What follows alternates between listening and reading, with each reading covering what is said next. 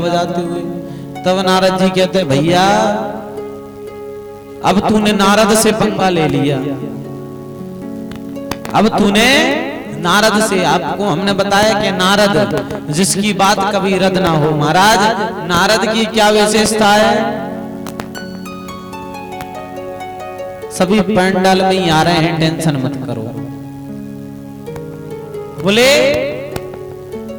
कोई आता है तो सभी लोग इधर देखने लगते हैं, सभी लोग आ रहे हैं ही आएंगे। अगर कोई चुटकुला कहते तो अभी हाल बिल्कुल ध्यान से सुनने लगती। कुछ कुछ मैया तो बढ़िया घूंघट के अंदर सो रही हैं। अच्छा जी केला के देख रही थी कि और फल आ गए, इकट्ठे हो रहे हैं, शाम को बटने की व्यवस्था बन रही है। बोले महाराज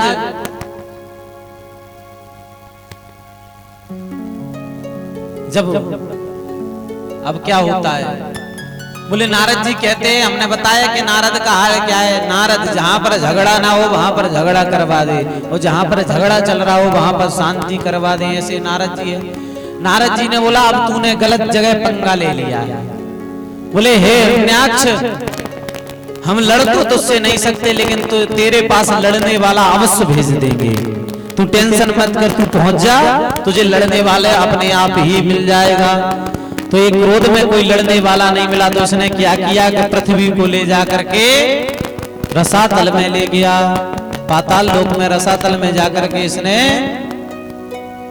पृथ्वी को जाकर के रख दिया। अब इधर ब्रह्मा जी टेंशन में आ गए कि अब सृष्टि की रचना कैसे होगी, अब पृथ्वी तो है ही नहीं, अब पृथ्वी को कौन लाएगा।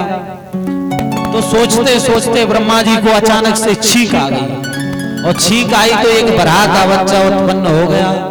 बराह मतलब जानते हो सुअर, एक सुअर का बच्चा उत्पन्न हुआ। बराह भगवान उत्पन्न हो गए। बोले बराह भगवान की जय। जब बराह भगवान उत्पन्न हो गए, एक छोटा सा सुअर का बच्चा धीरे धीरे बड़ा होने लगा। जब वो बड़ा हो गया, विशाल रूप धर लिया, कहता है पितामह मुझे कोई आज्ञा दीजिए, मेरे लिए क्या काम है? बोले तेरे लिए एक ही काम है। बोले जाओ पुत्र तुम जाकर के पृथ्वी को लेकर के आओ, पृथ्वी को लेकर के आओ। अब बोले चल पड़े। जब गए तो महाराज पृथ्वी को उठाया, मुंह में दबाया और पृथ्वी को लेकर के भागने लगे। पीछे पीछे